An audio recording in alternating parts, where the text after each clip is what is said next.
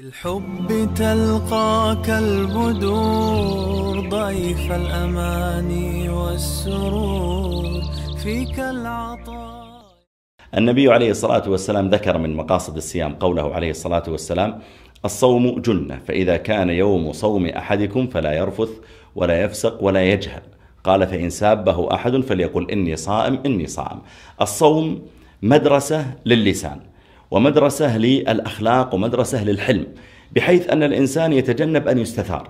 فإذا كان صائما استطاع أن يضبط أخلاقه، استطاع أن يضبط أعصابه، استطاع أن يكف لسانه عن أن يجيب الناس ربما بالسباب، ربما يفعل ذلك عادة، لكنه لما صام أدبه الصيام بمثل ذلك، فأصبح يمسك لسانه عن السباب، يمسك عينه أيضا عن الحرام، يستطيع أن يكبح شهوته التي تعودت أن ترد وأن تصرخ، وبالتالي استطاع الصوم أن يضبط أخلاقه، ولا يجهل ولا يفسق ولا يرفث.